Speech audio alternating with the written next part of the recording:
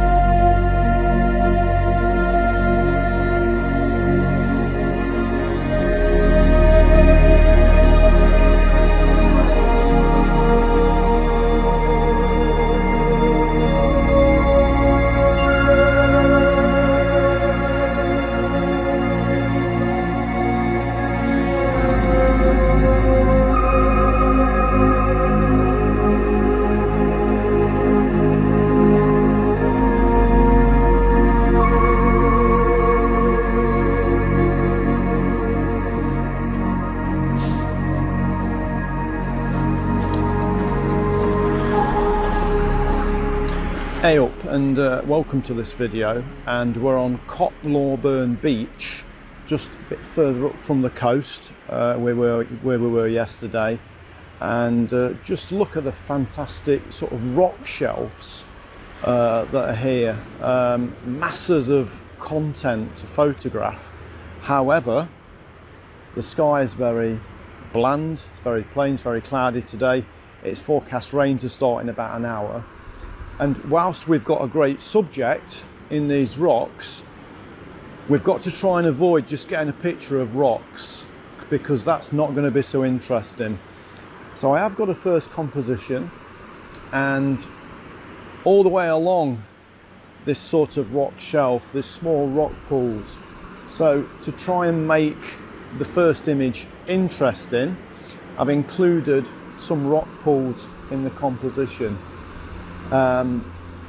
Does it work? I don't know. Is it going to be colour? It could be, because some of the rocks are quite colourful, but I very much feel today's going to be a black and white day. What we're doing today, we're sort of doing a whistle-stop tour of all the smaller beaches down the coast. So we're going to head down later towards Craster and some of the small beaches down there. But for now, probably 2 to 3 hours on here, seeing what we can get. But it's absolutely gorgeous. It's a real, again, as photographers, coming here, you're spoilt for the content of what you can photograph. I do want to do some long exposures. We're on low tide at the minute. I think the tide's just going out, so it will come back in as the day progresses, but I don't think it's going to come in far enough to do some long exposures. We'll see, because this is quite a large area to explore. We've probably got half a mile to explore that way, and then just probably a quarter of a mile just to explore in this direction. But this looks like the main feature here, this rock shelf which goes all the way out to the sea. And yeah, I'll show you this first image.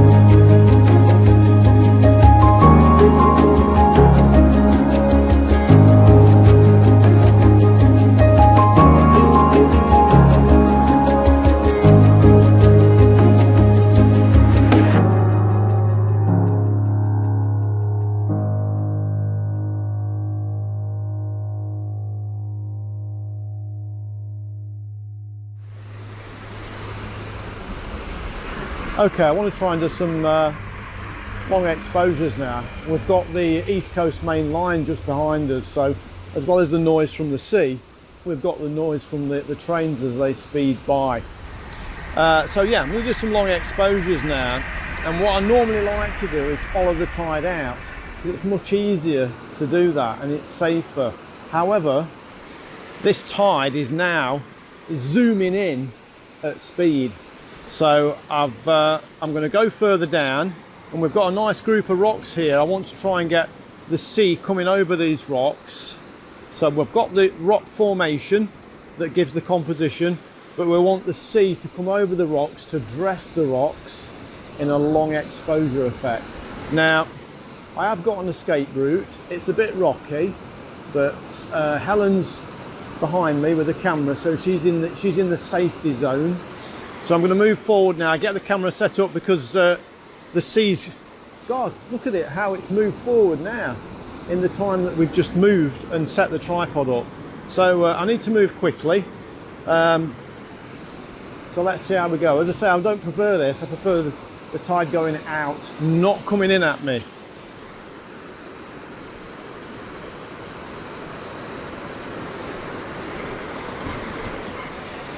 And it's also spitting with rain as well. Oh, the joys of outdoor photography. Let's take the ISO down to 64. We'll go to we'll go to f16. That's given us a 15th of a second. It's not going to be long enough, so I am going to have to put the 10 stop on. So what we'll do first is focus. So that makes us focus. We'll lock the tripod. So we'll lock the composition, and we'll take a test shot. And we'll take this test shot just to make sure we've got that the shot is in focus. Right, got the composition. Now I need to put the 10 stop on, and I need to look at exposure time. Camera's saying 20 seconds.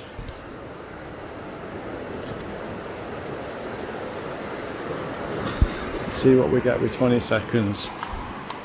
So we're yeah, we just need the water to come further in now, and I don't know whether to move forward or not.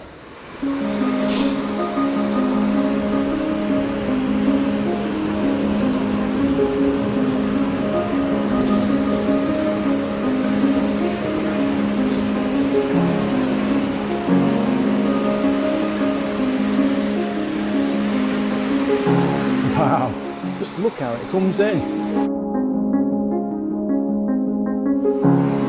Well, 5 minutes later, and the sea is really advancing now, and I really want it to get up to here to get the right effect of that long exposure. What's probably going to happen, every 7th wave is massive, and I can see the 7th one coming now, and you can see it really, that 7th wave really pushes the water up, and you have to move forward before you get a little bit wet. So it's really getting to where I want it to be now.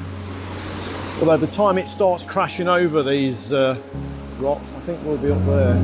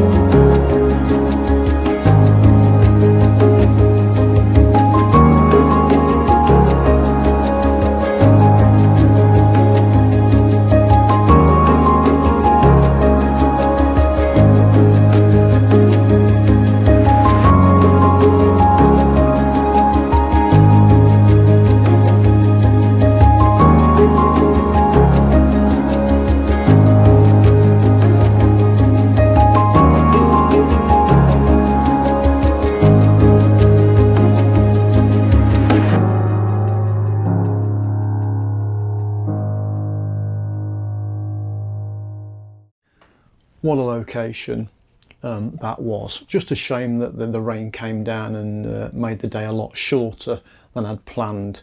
It would have been really good to see the sea coming further in and maybe crashing over that rock shelf that we started off on. But the weather's the weather, not a lot we can do, but definitely a place that I'll go back to and probably spend the whole day there. Lots and lots of opportunities. So just thought we'd talk through some of the long exposures that I took on there, just to see the different ways that they can be processed. So here we go. I did say at the beginning of the video this might turn into a black and white day, but we have seen some colour in the images so far, and in this first one we can see some colour in the sand because the water is not surrounding the sand, it's exposed, and you can see the colour. And if you look back into the picture where we've got the longer exposure going over the rocks, they start to get very monochrome looking, and the sky is also very monochrome. And this was a 15-second exposure, this first shot. Moving on to the second one, so we took this straight after the first one, and we've processed this slightly different. Just go back to the first one. We've made the sky and the horizon line virtually disappear in this first image, but in the next one we've actually brought out some detail in the sky, and we've retained the horizon, and that just puts an extra element of interest into the image. And this was another 15-second exposure, and again we've got that colour in the foreground, and moving back we go into a very monochrome looking part of the image. Next image. Now, you might have noticed in the video that this clump of seaweed on the left there appeared in the video, and as the waves came in, the clump of seaweed was pushed further up the beach. But this is just an extra element of interest in the shot, and black and white for this one, because as the water surrounded the rocks, the colour was very diluted in the sand, so those images do really look better in black and white. This next image, we've now got a 20-second exposure, and the water has completely surrounded the rocks. The rocks in the background are virtually starting to get covered over as the tides come in and come much further in up the beach. Those rocks start to disappear behind, but this is probably my second favourite shot of the sequence. We've got a nice milky effect of that seawater, but we've got detail in the rocks.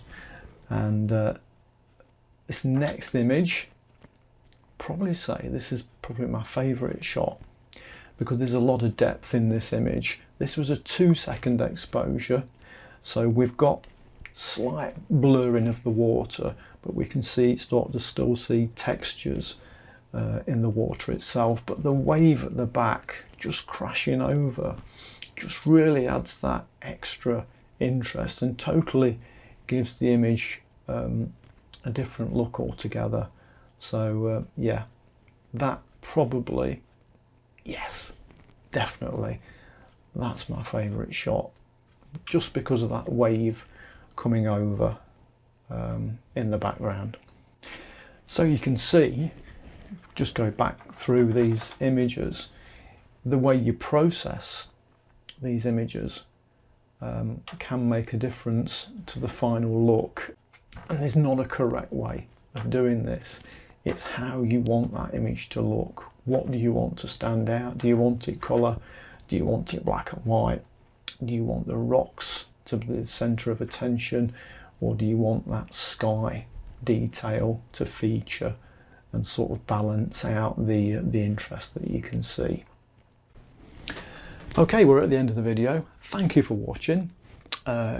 If you enjoy this content, consider subscribing to the channel to see some more. Give the video a like, share the video, and maybe make a comment in the bottom. So we'll see a little slideshow now of those long exposures, and then we'll see a preview trailer of the next video, which is Dunstanburgh Castle. If I've said that right, I have to practice that. Anyway, I'll see you later.